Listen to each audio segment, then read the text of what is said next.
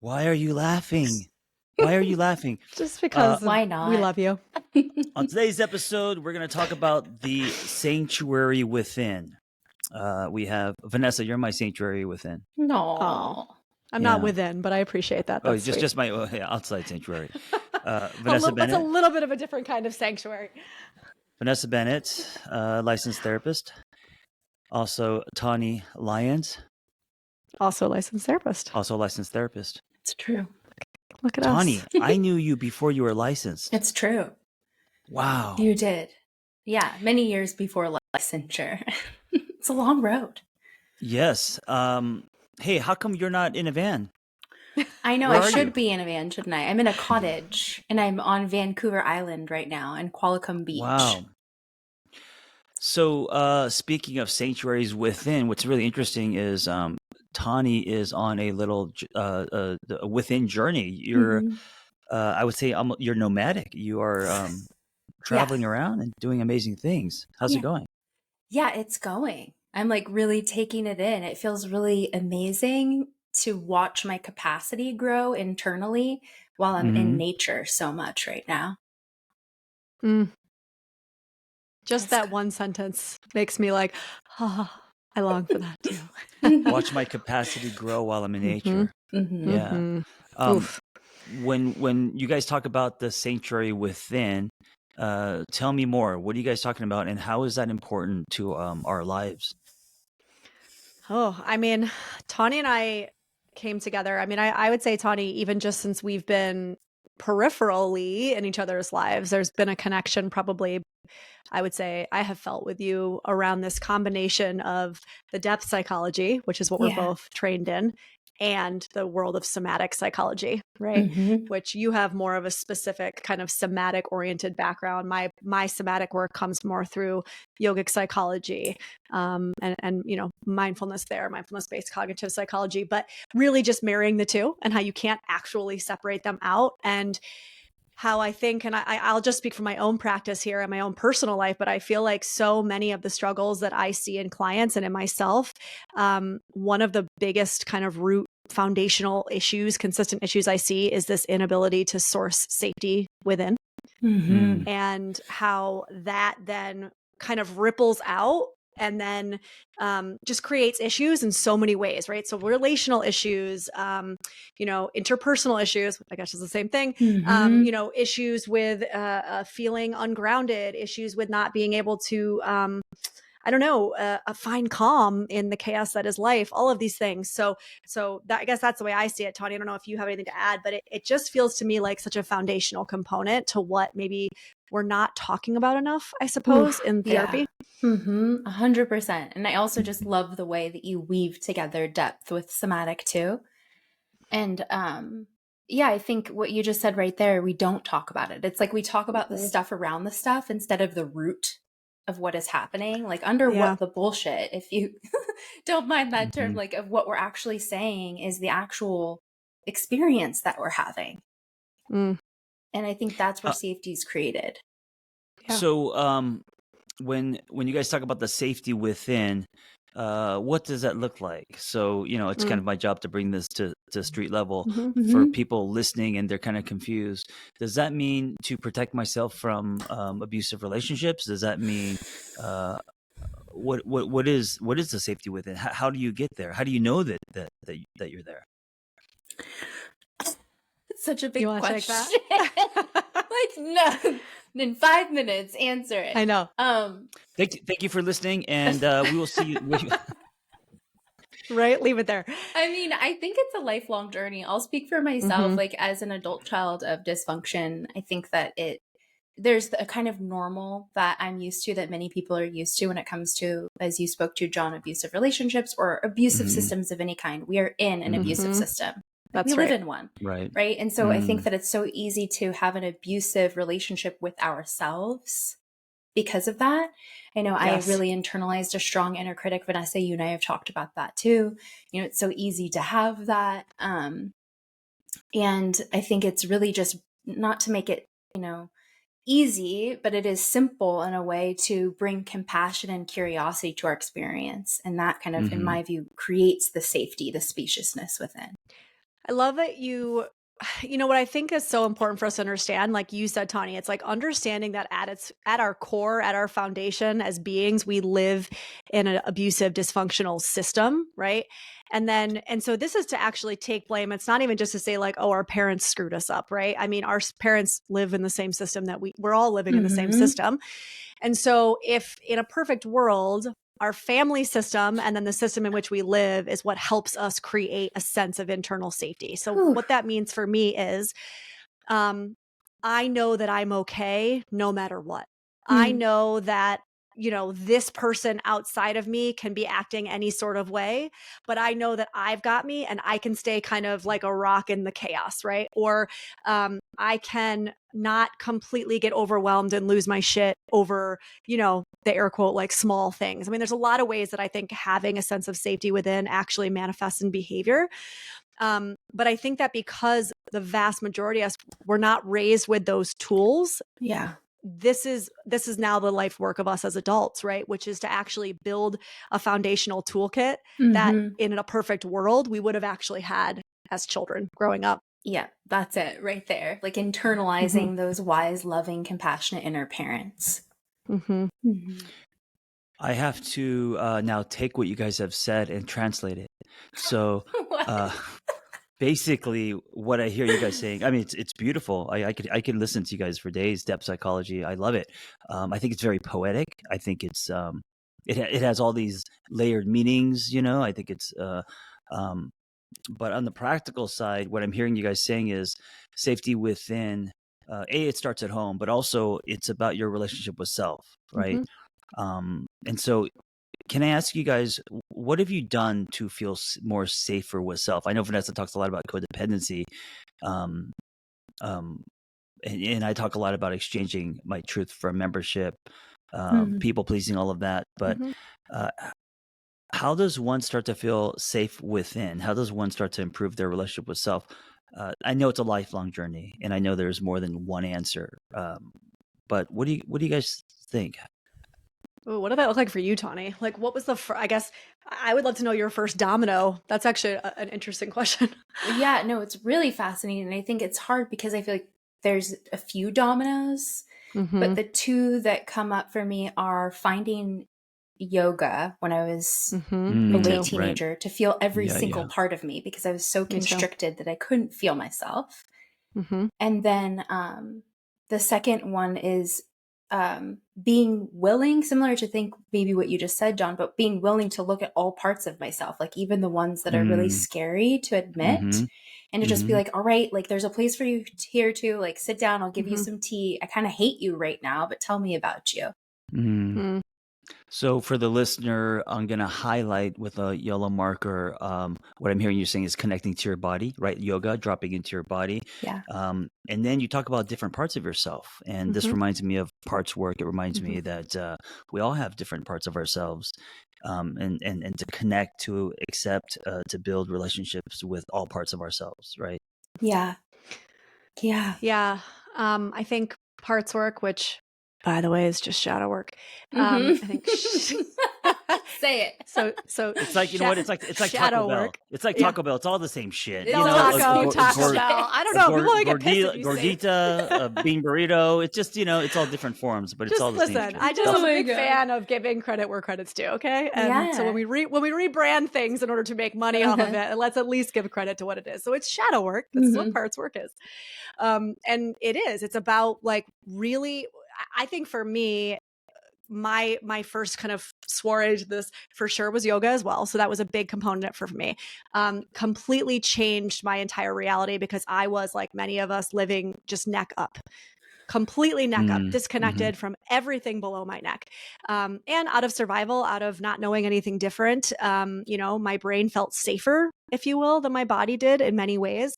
And having a practice that allowed me to slow down and actually feel safe enough to slow down, to feel the intricacies of what was happening in my body, not just in the practice of yoga asana, but then taking yoga which is a bigger practice, right, than just the movement, and bringing it into my relationships, bringing it into my life, it really allowed me to feel into like, oh, I'm having this argument or this disagreement with my partner, and this is what it feels like in my chest or in my stomach. And I can survive that. It's okay. Like I can sit in that conflict and feel all this tightening and this heat and all this discomfort, and I don't have to hide from it. I don't have to make it stop, right? Whereas I think prior to having a body-oriented practice, I would have never even probably paid attention to the feeling, and I would have just stayed in my head and done whatever I could to stay in my head. Because again, that felt safer. And so I think this idea of finding safety within, I think it's completely woven in with body-oriented practices, because again, I don't think most of us live anywhere from the neck down in this culture. Let's just real quick bookmark there, because if you can't relate to yoga, so I in my story, you want to talk about dominoes. I've got a lot of dominoes missing, where it goes and it stops. There's no domino, and I got to manually hit that shit again. But for me, it was, and I didn't know I was doing this at the time. This was completely just maybe from fight or flight, or maybe the universe. This wasn't by design or by intention. I found CrossFit and motorcycles, and so it wasn't yoga for me. And it was really CrossFit for the first time in my life, functional fitness, dropping into my body, also pushing my body, further than I thought I can push it. And then motorcycles, the swaying, the vibration, the ability to, or the forced presence that two wheels and a gas tank gives you. And I bought a motorcycle just because I've always wanted one. I didn't know that it was a therapeutic tool. So my point is, yoga is not the only way. What's important is that you get out of your head and into your body. And that's a big step to building this sanctuary within.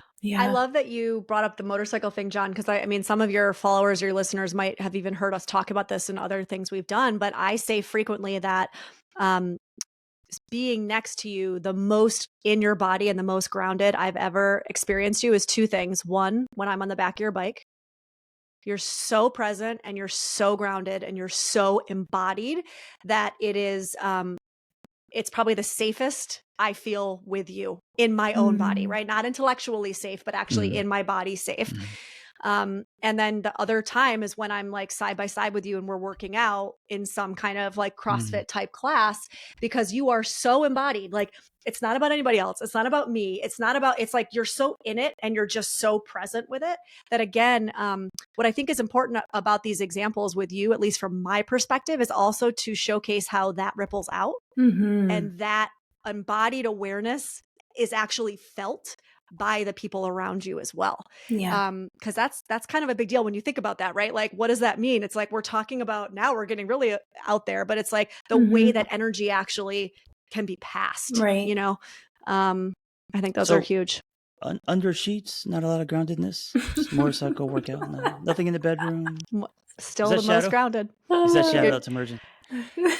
We can talk about that kind of shadow later. Oh man, maybe number 3. I just want to get like top 3. Maybe the third can be top 5, maybe 5. Jesus, what would be before that? Holy shit! Like eating with me, drawing stick figures, all the stuff that comes before I would that. say eating is not when you're the most grounded. I would actually not put that in the top 5. I funnel food. That's a part of it. You're a Hoover with food. That's not grounded. Yes. I think that's, I just want to say something here, not knowing anything about any of what you guys just talked about, but that, with the hyper arousal energy, I don't mean to say that like sexually, but just like the hyper aroused part of the nervous system. I think that's why somatic work is so dope too, because it's not just for soft girls. You know what I mean? It's like, that's right. For everybody. Yoga only. No, absolutely not. Yeah. Like I lift weights a lot. I have a lot of hyper aroused energy. I am quick to anger. Actually, I can be very reactive. Me too. And it's like, that's why, another reason why somatic work is so important to me. It makes me a healthier person and safer for the people around me when I'm noticing what's happening within, and if I need to ramp it up or if I need to ramp it down. I've never heard that term, hyper aroused, and also that it not being a sexual term. That's really interesting. So would me submerging myself in ice daily, would that be hyper arousal? Yeah, I mean, it certainly Or can what is the be. definition of hyperarousal? It's when you're in more of the fight flight stage, or when you're in freeze, where you're hyper aroused underneath, but it's like an Yeah. overmanagement of your feelings. So it looks like collapse on the outside, but it's actually more of, in somatic experiencing, we call it a global high activation, because it's like bzzz underneath, but on the top of it, you seem really grounded. Not you, but like just anybody seems really grounded. And I think a lot of people are living there. I was going to say, which funny enough is actually the experience of somebody who's had an activated like avoidant attachment style is we Yeah. look like we're super calm and cool and collected on the Right. outside, but underneath Anxious we as actually hell. tend, we're actually more anxious than the people who register as anxious attachment. Yeah. So hyperarousal is not it's not a safe tree. It's not where to go. You're saying that it's we don't want to get stuck there. with my, But you could be yes. meeting your hyper aroused energy by hopping in the ice bath, and then that could be potentially helping to down regulate you into your ventral vagal system, where you're in your capacity. You're able to like breathe and be present, and instead of like, I'll speak for myself. Which would That's be the me motorcycle, sometimes. right? I mean, the motorcycle does the same thing. You're forced, like you are forced to be super present. You have to, or you'll die, literally, right? And so in a way, it's forcing your system to downregulate and be present, which you might struggle with without having that kind of outside container. Yes. And also from an ADHD perspective too, last year I went through the training to do motorcycle, and I was like, this is amazing, because suddenly, just like what you were saying, Vanessa, is like, it was just one pointed focus, because I have this overabundance of focus all the time. And it was like, no, I'm right here. I'm with the bike. I can feel it on my body. Like, I felt safe for myself too. What happened with that? What were conclusions after the weekend? Okay. You said you felt it on your body. Did you fall? And the motorcycle No, was literally on your body? I didn't. No, I actually got a bike. Haha, though. Sorry. I didn't fall. I'm a dad. A lot of people did fall. Dad jokes. I actually had one of the bikes where you kind of lay down. I forgot what they're called. I didn't choose it, but it was the training bike. So you're kind of on it. I can't think of what they're called. Like lean forward? Yeah, lean forward. There we go. So more like a crotch rocket kind of more bike. like a crotch rocket, exactly. And I'm gonna toot my own horn here, because the guy, including the asshole guy there who's yelling at everybody, I mean, he was also wonderful, but he was just trying to instill in us the fear of you're gonna, you could be killed. He came up to me and he was like, so he thought that I had ridden for a really long time. He didn't believe that this was the first time that I had. So I think I just like got into the zone. And I think for a lot of people who have ADHD, that's a thing too. So just kind of to add that extra layer there. Do you see motorcycles in your life, or did you want to just do it one time, kind of like how people jump out of planes to just experience it? My dad rides, and so I'd like to go cross country with him. What an amazing, that's awesome. I love that. Yeah. One day, I hope my daughter says that to me. My dad rides, and I hope to go cross country with him. So can we do one more tip? So I want to kind of like bring this back. The sanctuary within, the importance of that. You must drop into your body. It can't be a heady thing. It's going from head to body, feeling self. And then, what was the other part of this? Oh, your relationship with self, of course, abstract and forever, but having a healthy relationship with self. And if we were to pick one more, what's another component of this building your sanctuary within? I have one, but you guys go first. I have one popping up, but it might be, it's similar. Is it okay if I go, Vanessa? Yeah, go. So there's like this, I think it's a Zen tale about this guy who's on a horse, and he's like running around everywhere, and the person's like, where are you going? And he's like, I don't know, ask the horse. And I think that's kind of like where we're often at in life, is we're the horse and not the human. And maybe that's being in the body, but it's like just understanding our conditioning by slowing down enough to create responsiveness, so we can actionably be in it ourselves. John, I want to hear yours. What's one way you do that?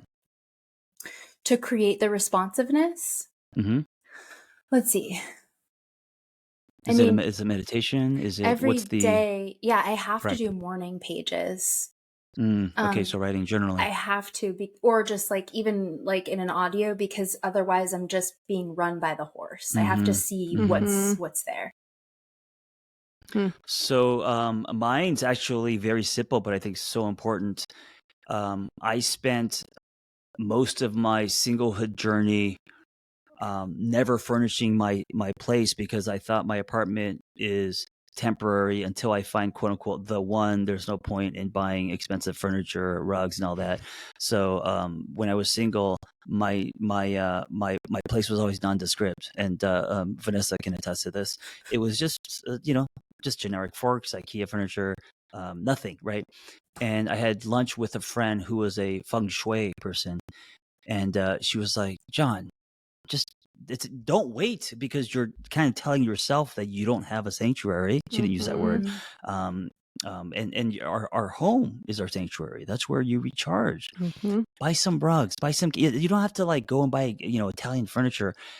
And she said, "Let me see your place." I was like, "No, I'm too embarrassed." She's like, "Let me." And so right after lunch, I brought her to my place, and she looked around and she's like, "Listen, candles, rugs, and she was the person that encouraged me to make my place a sanctuary or a home and not wait until I find love. So then when I come home, it's not, a hotel. It's not transitional living, right?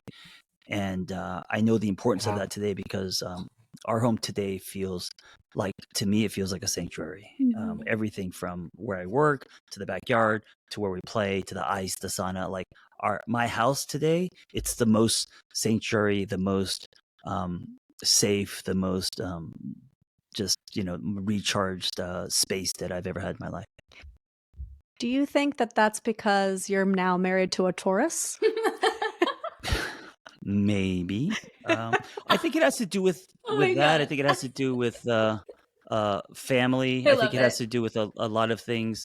Vanessa definitely has an eye for design, and I mean, if I was living here by myself, would it look different? Possibly, but we've really made this homey. We've made this homey, and I realize the importance of that as far as the day to day and the recharge. Yeah, that's a big one. And I mean, I think that's. I can't even pick one, right? I think I have a ton. And I think that's also important for people to know is that all of these things that we each have as part of our toolkit have developed over time and they've been practiced. And some of them you're like, oh, this might work. And then you're like, oh, it actually doesn't work. And that's fine. And you throw it out and you try something new. There's no like right way to find sanctuary or safety within, right? It's going to look different for every one of us, period. And I think that, I can jokingly say, obviously I'm a Taurus. I'm very sensory based. I'm high sensate function. Right.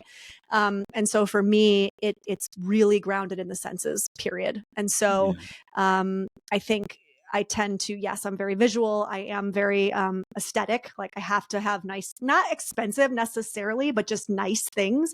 I like things to look nice and feel nice around me, even as much as like my desk being cleaned off, which as somebody with ADHD, that's tough for me, but it's also really important.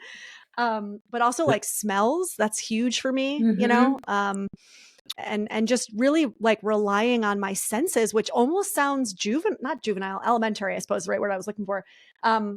But it's the most like foundational aspect of what Taune and I are talking about is like the ability to tap into what we've already got, which is our senses. That's like where we can start, Yeah. This is why she forces me to work out and take showers daily. Me? Yeah. I don't force you to work out. You're gonna force me to work out. That was a joke. I was like, no way. So I want to end with this. If any of this relates, if you can relate to any of this, or you're curious about it, or you want to integrate this into your life, I'm going to kick down the fourth wall and say that you could actually meet Vanessa and Taune in person as they're doing a weekend retreat. And this is what it's all going to be about. It's going to be about finding sanctuary within self. So not only are they doing groups and processing, but they're also going to give you somatic experiences. Yeah, September 27th to 29th in Idlewild, where John does all of his retreats. We're doing it at the same, our retreat house. And yeah, Taune and I we came together to really talk about how can we start with that foundational practices of leaning into the senses. And so we've got some interesting tools that we're going to allow people to play with and experience themselves, and then maybe tweak and adopt what feels right based on the senses, all of them, including proprioception. Did you say that right? I always mispronounce that word. and it's going to be fun. It's going to be like, get the fuck out of your head fun, you know? It's going to be feely fun. Feely fun. Also, amazing food, nature, Part of the senses, baby. 360 That's right. views, sunsets. It's going to be a magical weekend. So, where do they go if they want to sign up? Yeah, they can go to either mine or Tawny's Instagram. It's in our bio links. What is your Instagram, Taune? What is your Instagram? Mine is Taune Lyons, so it's TAUNELYONS. And mine is Vanessa S. Bennett, BENNETT. We'll also put it in the show notes. And discount code? Not so much. We could do a little discount code. We've got one for little discount code. we could give a little discount code. What Tony, what was our discount code? That's What is a the great discount now? question. That Can I offer a word? Can I offer a word? It'll be a little bit predictable. Make one up, and we'll make one for your audience, John. Okay, let me do a little ASMR. Oh God. Shh. Sanctuary. That feels too easy. Is it just one word? Yes, sanctuary. Okay, sanctuary can be the discount code. Yeah. We'll set it up right now. Yay, that's great. I'm so excited to do this and to practice with people. Me too. Yeah, it's going to be a powerful weekend, and I'm so happy for you guys. And I just know it's going to be amazing. So check out their retreat, meet them in nature. It's local if you live in Los Angeles, and it's going to be really a lot of repositioning and a reset for your life. So tangible tools. We're all about them. Tangible tools to take back into your life and relationships. Yes to that. Awesome. Thank you for listening. Be well. Thanks, John. Thank you.